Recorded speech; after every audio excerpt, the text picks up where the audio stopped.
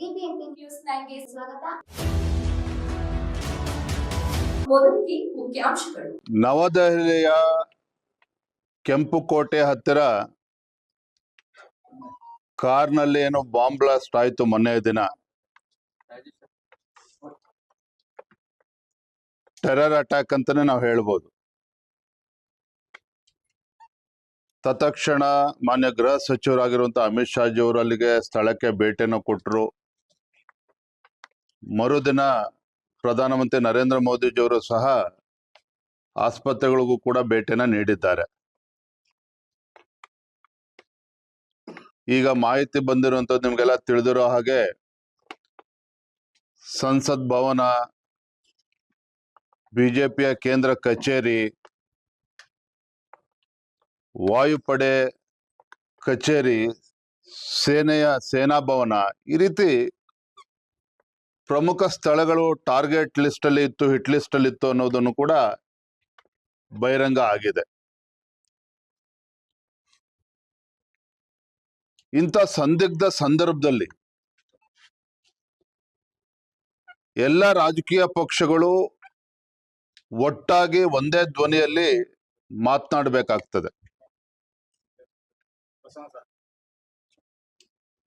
ಇಂಥ ಉಗ್ರವಾದಿ ಸಂಘಟನೆಗಳು ಇಷ್ಟು ಕೆಟ್ಟದಾಗಿ ನಡ್ಕೊಳ್ತಾ ಇರ್ಬೇಕಾದ್ರೆ ನಾವೆಲ್ಲರೂ ಸಹ ಭಾರತೀಯರು ನಾವು ಮನೋಭಾವನೆಯಿಂದ ದ್ವಂದ್ವ ಹೇಳಿಕೆಯನ್ನ ನೀಡ್ದೇನೆ ದೇಶದ ಪರವಾಗಿ ಒಂದು ಒಗ್ಗಟ್ಟಿನ ಪ್ರದರ್ಶನವನ್ನ ಮಾಡಬೇಕಾಗಿರ್ತಕ್ಕಂಥದ್ದು ಇದು ಆದ್ಯತೆ ಆಗ್ಬೇಕಾಗಿತ್ತು. ಆದ್ರೆ ದುರಂತ ಅಂತ ಹೇಳಿದ್ರೆ ರಾಹುಲ್ ಗಾಂಧಿ ಅವರು, ವಿರೋಧ ಪಕ್ಷದ ನಾಯಕರು ರಾಹುಲ್ ಗಾಂಧಿ ಅವರು ಈ ಕ್ಷಣದವರೆಗೂ ಸಹ ಈ ಘಟನೆ ಬಗ್ಗೆ, ಟೆರರಿಸ್ಟ್ ಅಟ್ಯಾಕ್ ಬಗ್ಗೆ, ಬಾಂಬ್ ಬ್ಲಾಸ್ಟ್ ಬಗ್ಗೆ ಈ ಕ್ಷಣದವರೆಗೂ ಕೂಡ ತಮ್ಮ ಪ್ರತಿಕ್ರಿಯೆನ ನೀಡಿಲ್ಲ. ಮತ್ತೊಂದು ಕಡೆ ಕಾಂಗ್ರೆಸ್ ಪಕ್ಷದ ಹಿರಿಯರು ಮನ ಬಂದಂತೆ ಮಾತನಾಡ್ತಾ ಇದ್ದಾರೆ.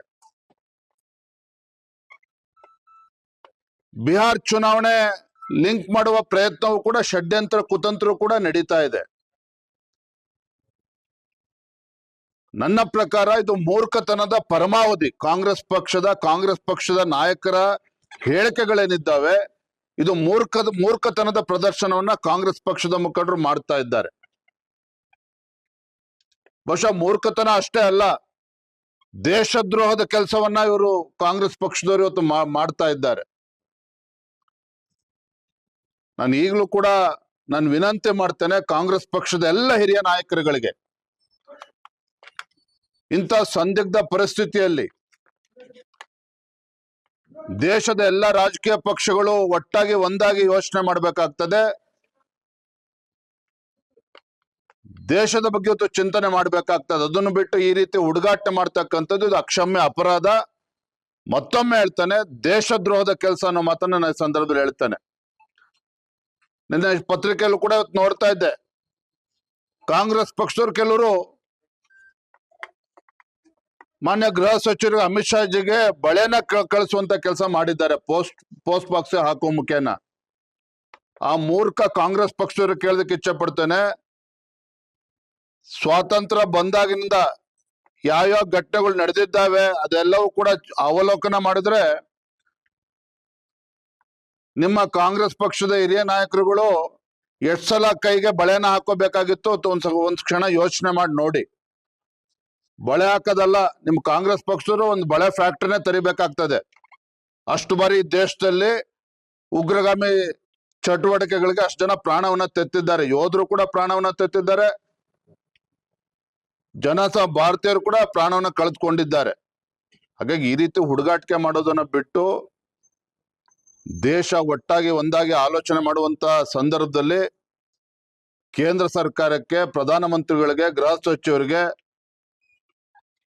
ಬಲವನ್ನ ಕೊಡುವಂತ ಕೆಲಸ ಮಾಡಬೇಕೇ ವಿನಃ ಈ ರೀತಿ ದೇಶದ್ರೋಹದ ಕೆಲಸವನ್ನ ಮಾಡಬಾರ್ದು ಅನ್ನೋ ಮಾತನ್ನ ನಾನು ಈ ಸಂದರ್ಭದಲ್ಲಿ ಹೇಳೋದಕ್ಕೆ ಇಚ್ಛೆ ಪಡ್ತೇನೆ. ಸರ್, ಈ ದಾಳಿನಲ್ಲಿ ಪ್ರಮುಖವಾಗಿ ವೈಟ್ ಕಾಲರ್ಗಳು ಅಂಶ ಬಹಳ ಗಂಭೀರವಾಗಿರುವಂತದ್ದು. ವೈದ್ಯರು ಕೂಡ ಇದರಲ್ಲಿ ಪಾರ್ಟ್ ಆಫ್ ದಿಸ್ ಕಾನ್ಸ್ಪಿರಸಿ ಇದ್ದಾರೆ ಅಂತ ಹೇಳಿದ್ರೆ ಇದು ಬಹಳ ಗಂಭೀರವಾಗಿರ್ತಕ್ಕಂಥ ಬೆಳವಣಿಗೆ.